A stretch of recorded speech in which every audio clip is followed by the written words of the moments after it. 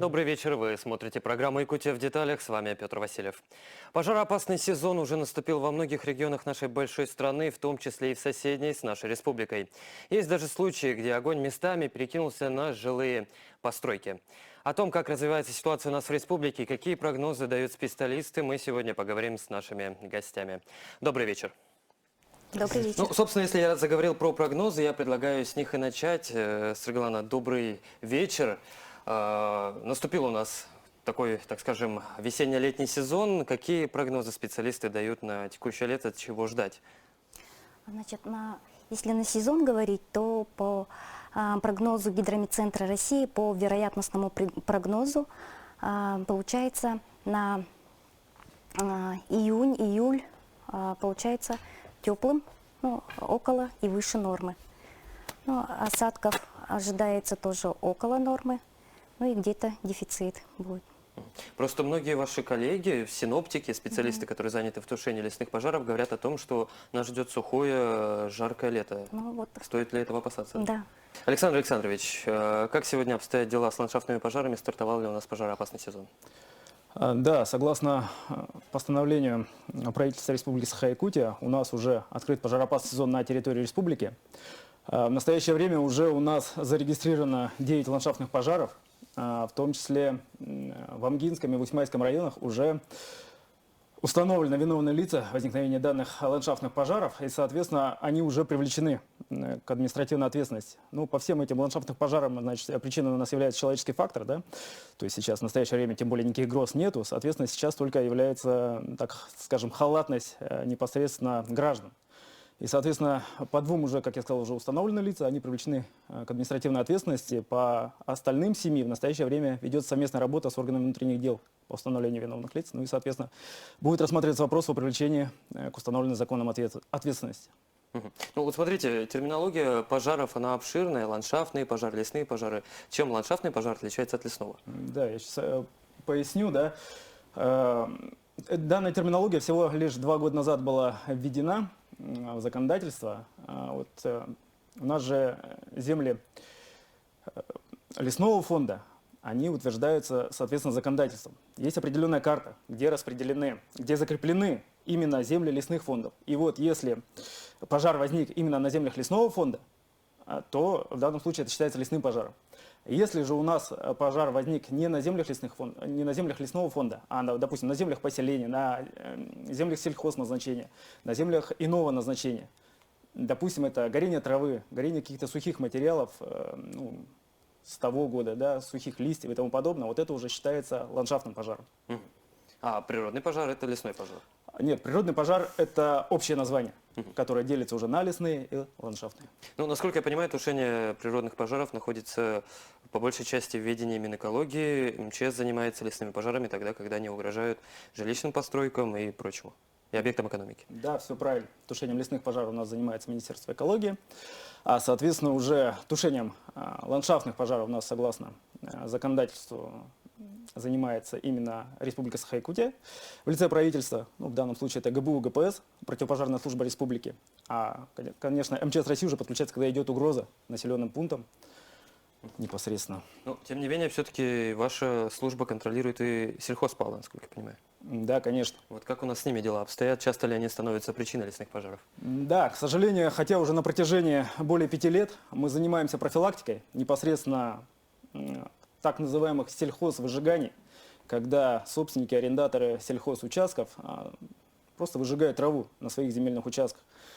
В настоящее время, согласно действующему законодательству, это все строго запрещено, потому что оно, как правило, неконтролируемо.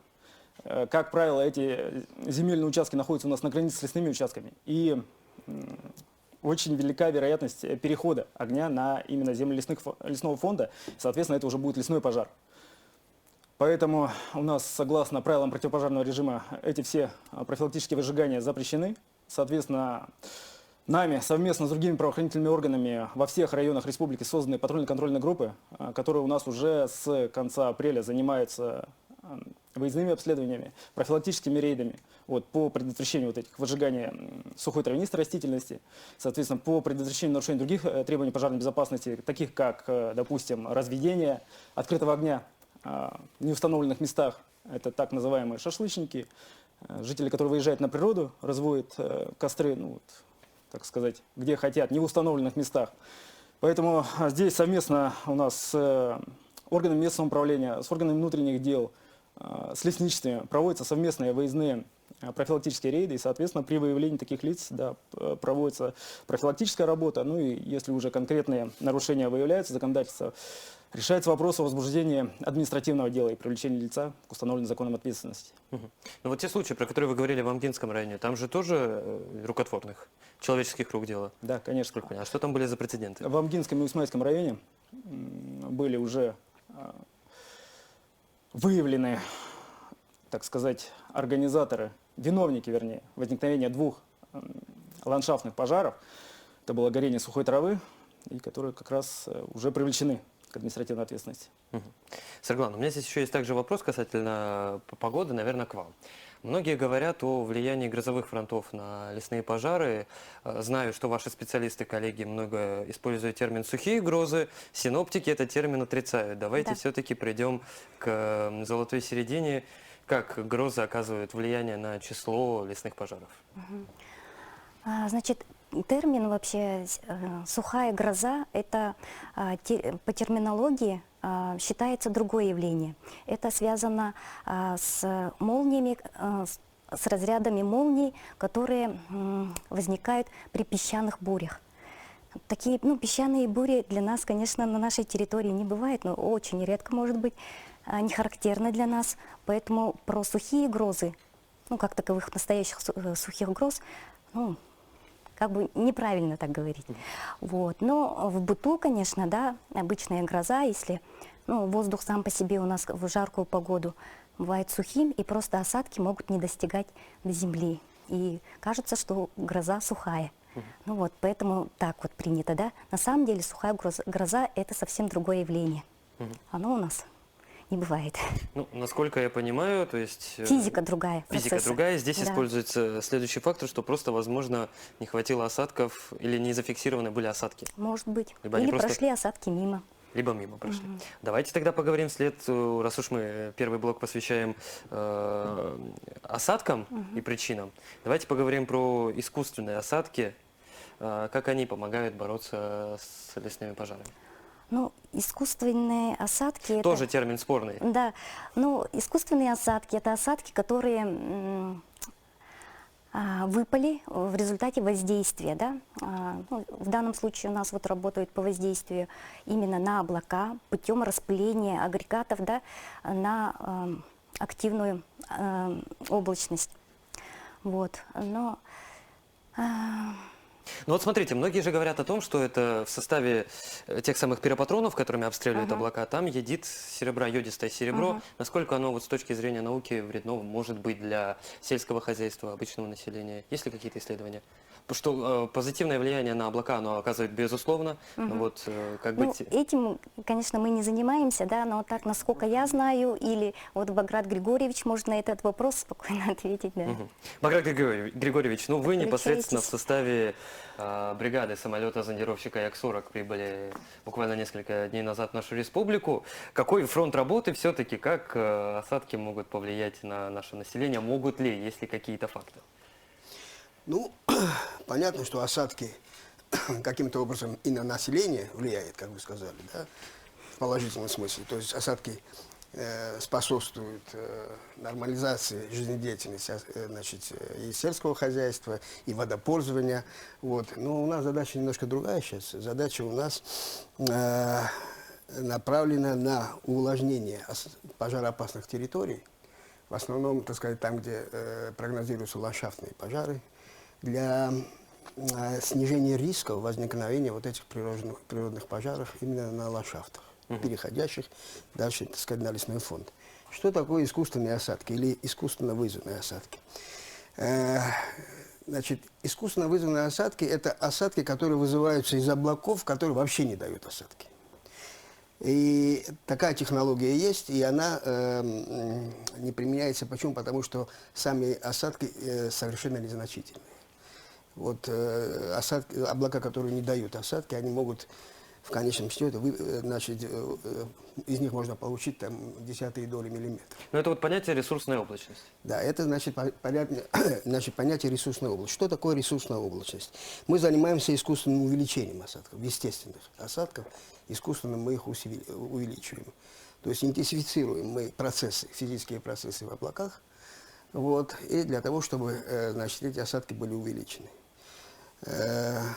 Значит, из одного облака, ну, скажем, конвективного облака, при воздействии, динамическим методом, сейчас я скажу, что это такое, можно получить двукратное увеличение, почти 100% из одного облака увеличения. И это при том, что, так сказать, при воздействии верхняя граница вырастает только лишь на 1-2 километра.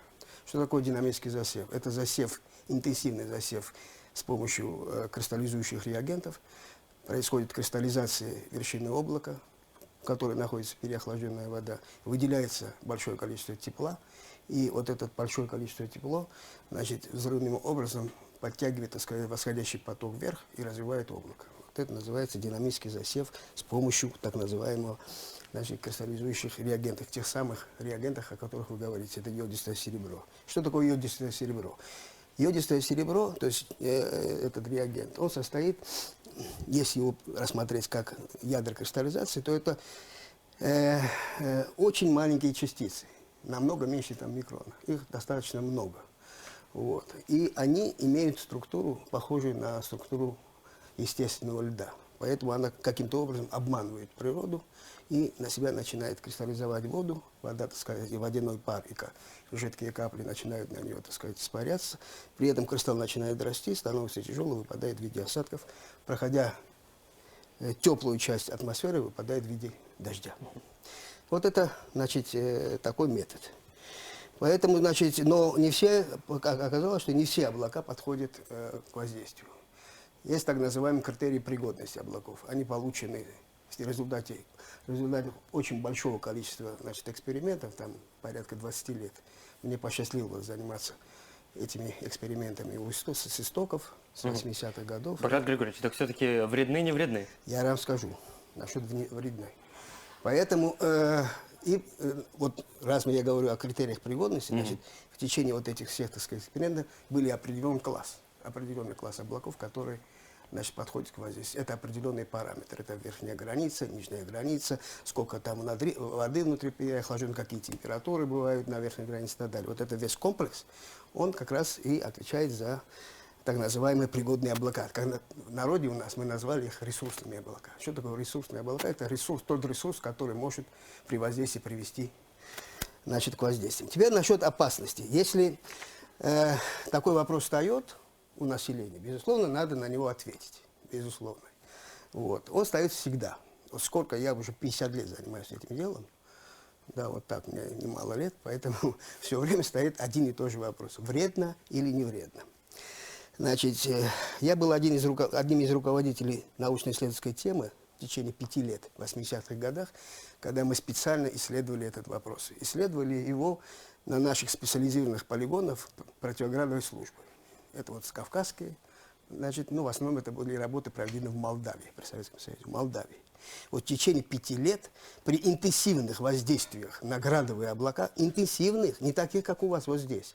То есть одна ракета, в одной ракете до килограмма, вот этого вещества. У нас же в одном пиропатроне, да, это 32 грамма всего лишь, да, и там 10%, это вот 3 грамма всего лишь йодистого серебра.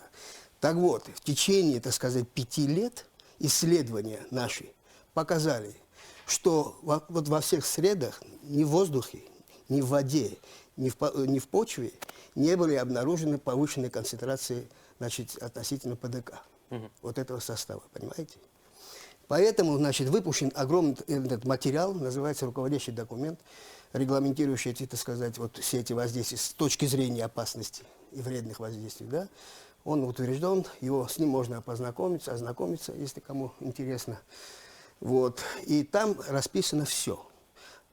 И притом проанализированы еще дополнительные, так сказать, проекты, которые в Америке проводятся, там, значит, в Канаде проводятся, значит, в Иране у нас огромный проект был проведен и так далее. Везде все вот эти проекты были проанализированы, дополнительно к тем исследованиям специализированным, которые мы, там же мы всегда брали пробу именно, везде, во всех этих самых, поэтому показано таким образом. Баграт Григорьевич, ну, Поэтому я хочу сказать, дорогие мои, так сказать, земляки, я так говорю, потому что я с 95-го года работаю в Якутии и имею право так сказать. Вот в 95-м году мы начали впервые в интересах сельского хозяйства проводить здесь работы в Заречье для того, чтобы для сельского хозяйства были, так сказать, получены определенные урожаи. Вот с того времени мы работаем здесь, и всегда эти вопросы стоят. Я хочу вам сказать, что, пожалуйста, так сказать, не волнуйтесь. Не волнуйтесь. Это количество, которое сейчас, значит, приходит даже на Землю, оно микроскопически мало, настолько оно, так сказать, незначительное. Вот сейчас у нас 5000, около 5000 пиропатронов. Вот представьте себе, на всей этой территории, да, если мы распространим, так сказать, 3 грамма, так сказать, с каждого, если умножить на 3 грамма, мы даже, так сказать, вот эти, значит, частицы, ну, под микроскопом не увидим. Поэтому, пожалуйста, так сказать, не волнуйтесь. Значит, здесь, так сказать, все научно доказано, показано, и, так сказать, ничего опасного здесь нет.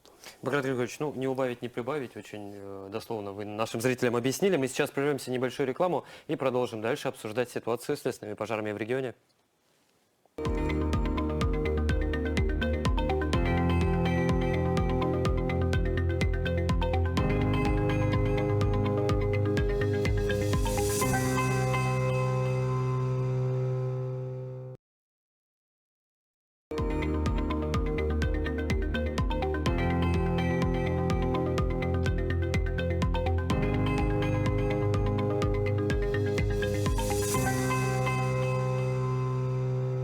Это «Якутия в деталях». Мы продолжаем обсуждать наступивший или наступающий пожароопасный сезон. Собственно, мы остановились на теме работы самолета-зондировщика. Я предлагаю посмотреть сюжет наших коллег о прибытии самолета и о его ближайших планах на летний период. Вот он, гроза всех будущих лесных пожаров на территории Якутии. Отечественный Як-40 оснащен по самому последнему слову техники. На борту вместе с парой специалистов мощный компьютер, который получает и обрабатывает всю информацию с датчиков в режиме реального времени. Температуру воздуха, уровень обстрела и координаты. Як-40 – первый самолет, оснащенный отечественным оборудованием по искусственному вызову осадков. Ранее подобное оборудование использовалось исключительно на экспериментальной авиации, либо же на российскую авиацию. Крепили оборудование иностранного производства. Работы проводятся на открытых участках ландшафтной местности. Границы водосборов рек самолет обходит стороной, поскольку их дополнительное увлажнение не требуется. Оборудован определенными средствами измерения необходимых параметров атмосферы и облаков и значит, средствами активного воздействия. Сейчас у нас на самолете 384 ствола в объеме. Вопреки разным теориям, самолет не притягивает к фюзеляжу дождевой фронт. Сначала экипаж взлетает с аэродрома и исследует небо в поисках необходимых облаков. Нужны подходящие по температуре и влажности. Как только подобные найдены, специалисты обстреливают их с помощью пиропатронов с йодистым серебром. Интересно, что для этого приходится летать прямо в тех самых облаках, которых больше всего боятся пассажиры гражданской авиации из-за тряски и зон турбулентности. Именно из-за них приходится пристегивать ремни, и именно их пилоты стараются поскорее проскочить. Ну а вот летчики-зондировщика, наоборот, такие облака ищут и летают только в них. В этих самых кассетах содержится йодид серебра. Его структура очень схожа со льдом, поэтому распыление небольшого числа вызывает начало конденсации в облаках, а затем и вызов осадков. Нескольких граммов всего лишь достаточно, чтобы из облака среднего размера вылилось до 10 тысяч тонн воды. Службе спасения выделено финансовые средства в размере 60 миллионов рублей, и мы заключили контракт с САУ, с Центральным аэрологическим обсерваторией, для проведения мероприятий по искусственному вызыванию осадков. Лесопожарный сезон открыть. Главная задача – это уменьшение класса опасности. Як-40 Росгидромета уже не один раз доказал свою эффективность. Судно работает в Якутии с 22 года, а его специалисты потушили уже десятки и сотни возгораний, которые без оперативного вмешательства с неба могли бы привести к фатальным последствиям. Прибыл самолет, который будет работать летом этого года на территории Республики Саха-Якутия. Мы по прогнозам ожидаем сухое лето, и это для нас опасно. Мы имеем очень горький опыт 2021 года, когда миллионы гектаров леса мы потеряли. Но сегодня, вот благодаря этой работе, мы надеемся, что класс опасности будет снижаться. Первые термоточки в Якутии зафиксировали еще в начале мая. Большая часть из них рукотворная. В этой связи прибытие самолета-зондировщика еще до начала сезона высокой горимости как нельзя лучше иллюстрирует русская пословица: «Вовремя копейка дороже рубля». Петр Васильев, Георгий Григорьев, Якутск. Григорьевич, ну что, прошло с момента сюжета практически неделя. Куда-то уже вылетели? Есть ли какие-то планы, куда в первую очередь отправитесь? Да, мы уже... Ну, я хочу сказать, что в этих работах будет участвовать 2 самолета. Ан-26, Да, Ан-26, полярников. который является, значит, принадлежностью республики. Это, значит, авиакомпания «Полярные авиалинии». Он оборудован всем необходимым оборудованием. Хочу сказать, что он по своему оснащению, по пиропатронам, он 2-е место занимает в России после Як-42. У него 512 стволов, у Як-42 1024, поэтому, значит, это очень большой объем, который можно, значит, провести работу на больших территориях. И 2-й самолет, который прилетел с нами вместе, он принадлежит Сибниатесту, это Сибирский научно-исследовательский институт авиации, оборудован тоже этими, так сказать, всеми необходимыми средствами для проведения этих работ. Да, мы уже вылетели 16 числа у нас, и 17 числа были, значит, выполнены полеты. 1 полет он был выполнен в Заречье, 2-й полет был выполнен в центральной части Якутии, ну, в районе вот Горного, значит, Бельестяк, Горный, вот в этом районе. Ну, пожаров пока нет, но есть Нет, термоточки. пожаров пока нету, есть термоточки. Смотри, я хочу все же пояснить вам, в чем, значит, суть нашей работы. Вот суть нашей работы, это все же, значит, предварительно, и хочу сразу сказать, Якутия первая начала эти работы у нас в стране. А вообще, честно говоря, ну, в мире это, значит, еще там есть в некоторых местах, но Россия это первая, так сказать, республика, которая начала работу по предварительному увлажнению пожароопасных территорий. Что это означает? Это означает, что даже несмотря на то, что даже класс пожароопасности может быть невелик, но мы увлажняем землю для того, чтобы, во-первых, сразу, так сказать, начался рост, интенсивный рост, значит, свежей травы, забивающей старую сорную траву. И вот как, значит, коллеги, значит, подтвердят, что здесь уже, значит, вот пал этот, да, он будет достаточно затруднен, если, так сказать, растет свежая, и притом хорошо растет свежая, интенсивная, и это, значит, свежая трава, то она противодействует вот этому распространению рукотворного пала. Это первый момент. Второй момент, это уже когда начинается рост температуры, значит, и начинается рост, так сказать, класса пожарной опасности, так называемый. Безусловно, значит, вот этот класс, он зависит в том числе и от количества осадков. И вот это уже воздействие на эти территории, где начинает рост класса пожарной опасности, от 1 там, до 5, да, 5 класса, то, значит, эти работы приводят к сбросу или уменьшению, так сказать, этого класса пожароопасности. Иногда, допустим, 4 класс может быть сброшен и до единички, смотря как мы, значит, работаем и сколько осадков вызываем. То есть это предварительное увлажнение, для того, чтобы не загорелось бы ничего, понимаете? В основном это, так сказать, ландшафт. Правильно сказали товарищи здесь, что ландшафт, если пожары возникают, притом интенсивные, значит, вероятность перехода на лесной фонд очень большая. Очень большая, и здесь уже, так сказать, начинаются совершенно другие, так сказать, работы, включая, так сказать, и наземные работы, и включая, может быть, включая, так сказать, и наши работы. Наши работы. Здесь уже занимается авиалесохрана, она, значит, занимается тоже искусственно увеличивает осадки на те, так сказать, места на лесном фонде, которые необходимо, значит, бороться с этими пожарами. Поэтому вот это предварительное увлажнение, значит, вот эти 2 года, 22 и 23 год, показало очень высокую эффективность. Центральная Якутия, да, вот, которая относится там 13 улусов, да, практически, значит, ничего не горело. Вот не говоря. Вот в прошлом году, так сказать, загорелась немножко Усть-Майская сторона, там, Усть-Мая, и значит, Колымская группа. в котором мы воздействие вообще не проводили, вот этого предварительного. Но, тем не менее, так сказать, туда слетал, значит, самолет, значит, провел воздействие, помог, так сказать, наземным службам реагирования.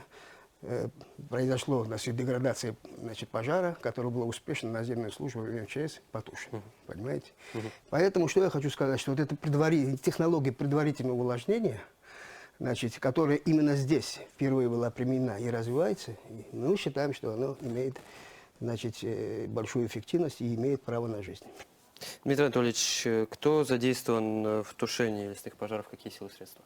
Ну, согласно сводного плана, на территории Республики Саха-Якутия определены силы и средства количеством 5797 человек и свыше 1500 единиц техники. Там входит аэромобильная группировка Главного управления в составе 90 человек, 9 единиц техники. Также государственная противопожарная служба, которая создана, вот, нештатная группировка. Здесь 85 человек, 21 единица техники. Это получается в 34 муниципальных образованиях и городском округе город Якутск создано. Ну, собственно, во всеоружии. Так точно. И также вот по поручению главы в 2022 году создан аэромобильная группировка на базе службы спасения в количестве 71 человека, которые регулярно, ну, принимают участие в тушении ландшафтных природных пожаров. Ну, я уверен, что это силы и средства достаточно мощные, они справятся, мне кажется, с любой угрозой. Мы сейчас прервемся на небольшую паузу и продолжим далее обсуждать ситуацию с лесными пожарами.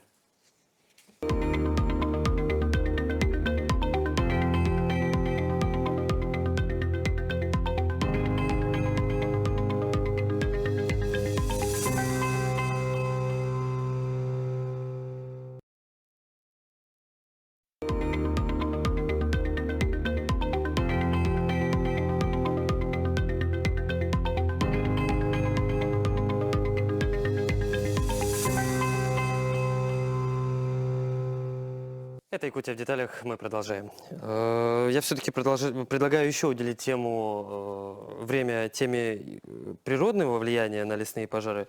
Светлана, есть такое мнение, что лесные пожары, ландшафтные пожары, это все, так скажем, конечно, лесные пожары по большей части это следствие изменения климата. Вот что синоптики говорят на эту тему?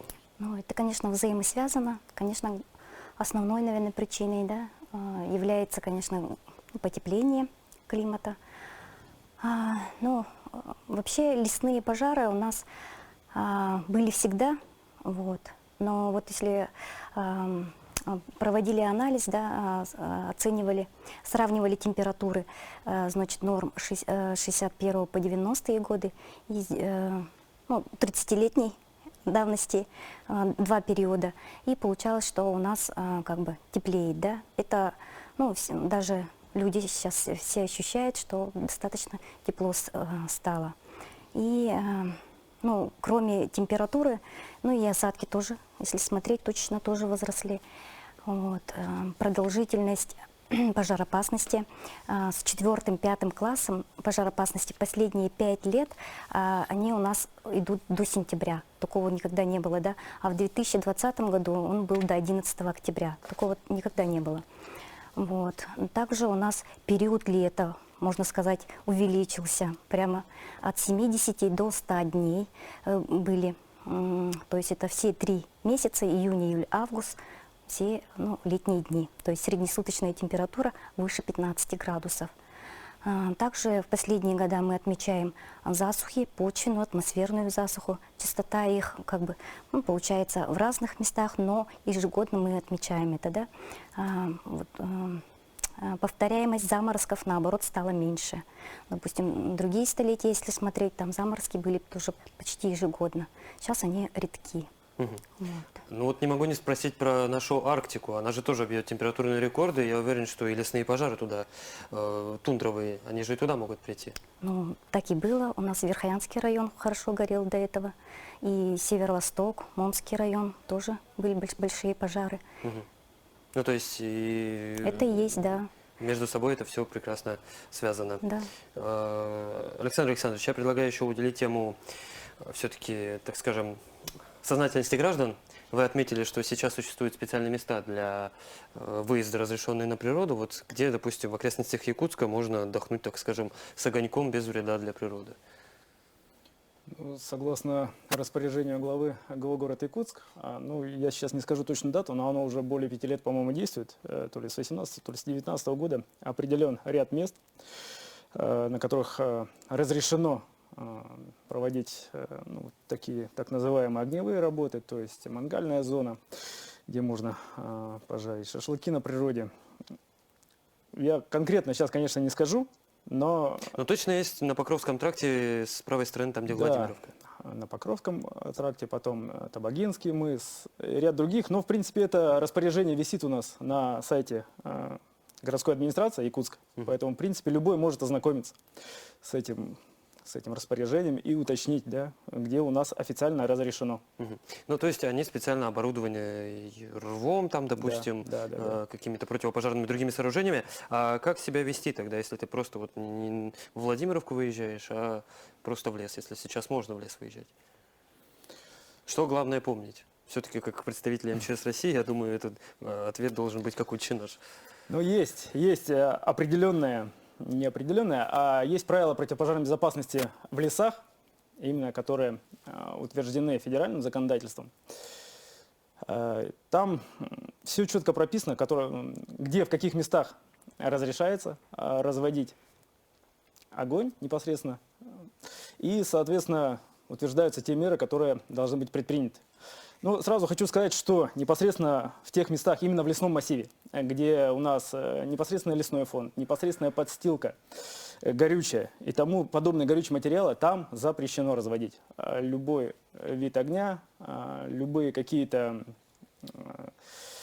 непосредственно готовить пищу, да, разводить огонь для собственного приготовления пищи, если там ушел куда-то в лес для отдыха, для, так сказать, для души. Поэтому в этих местах строго запрещено. Есть определенные места, также которые оборудуются в лесном массиве. Также это должна быть территория полностью освобожденная от каких-то горючих материалов.